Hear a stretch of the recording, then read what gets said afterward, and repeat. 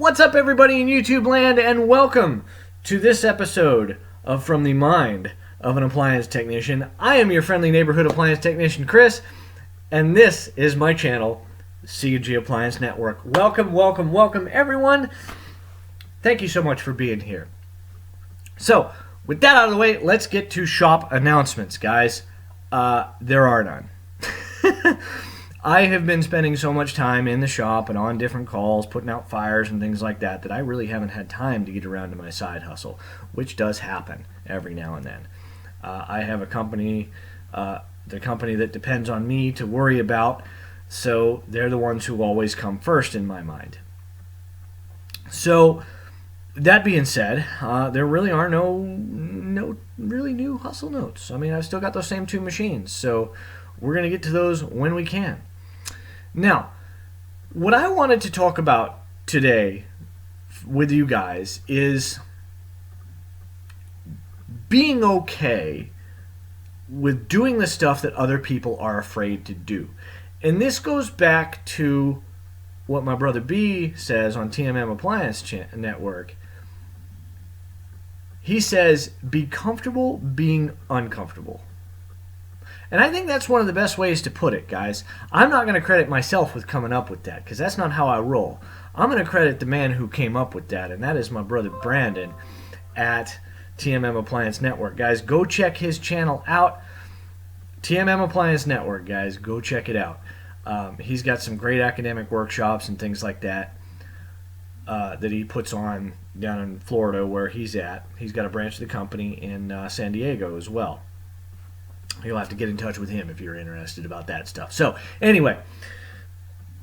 But I find that that phrase is the best way to approach the appliance industry. Because, guys, I don't care if you have 20, 30 years of experience in this. There's always going to be something coming out that you haven't seen before. And that's why it's good to develop a network, guys. Develop a network of other guys that might have seen the same problems, that might have seen things in common with what you are working on. We have not all seen everything. I have had tips for some guys, and some guys have had tips for me. I mean, it's just a crazy, crazy freaking world like that. Our world of appliance repair. It really is. You can spend a whole career not seeing some problems that other guys that have spent the same amount of time in the trade as you have. It's all in what you work on, and you're going to end up knowing some machines better than others.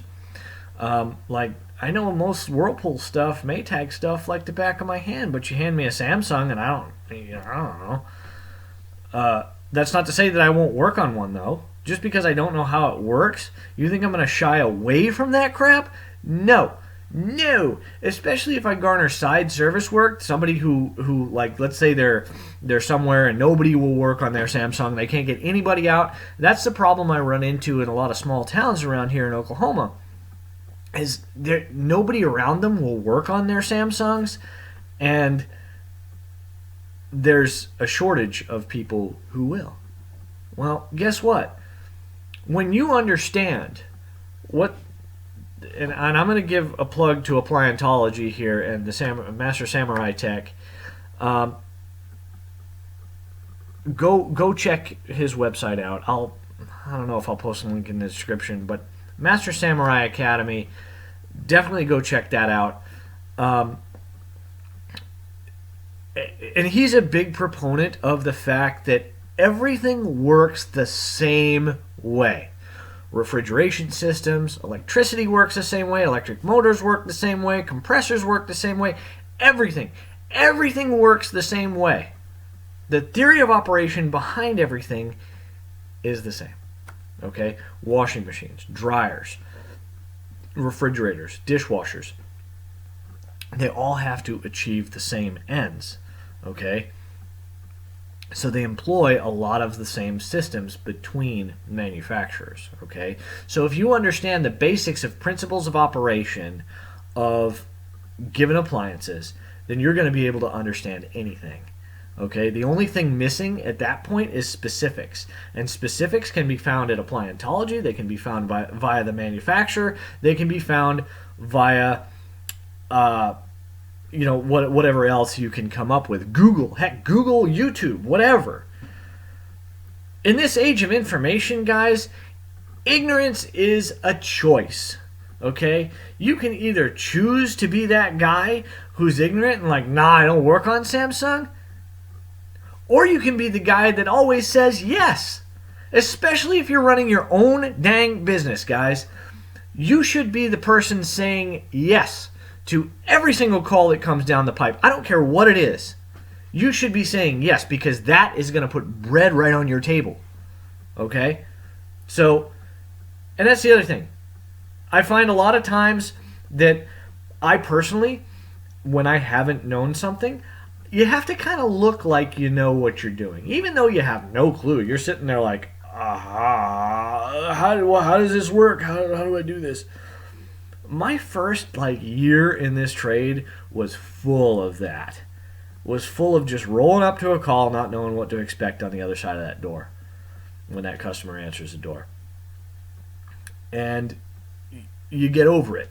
Eventually you become comfortable enough to walk into any house and go, yeah, I can fix that.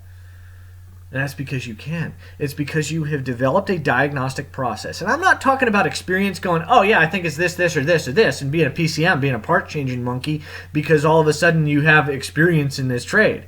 No, that doesn't give you the right to just become a PCM. All right? What you need to do is develop a diagnostic process. What I do before I go to a call is I say, okay, well, it's let's say a washer isn't introducing water. It could be, now, a lot of guys would be like, oh yeah, water valve. No problem. Just throw a water valve at it. Well, yeah, but is it a water valve? Is it a pressure switch? Is it a water valve solenoid? Is it a control board?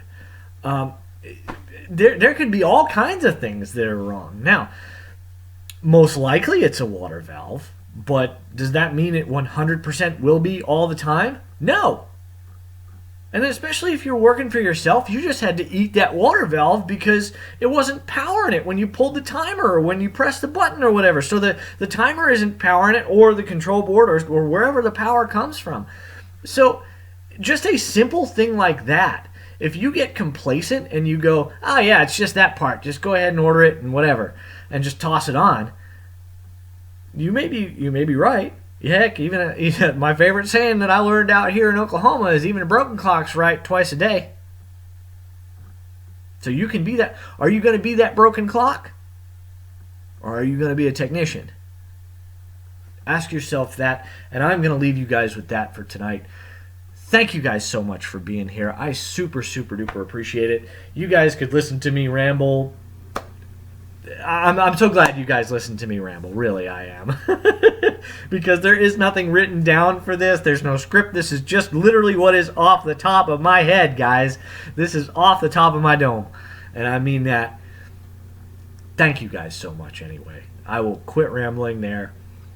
You guys have a fantastic day.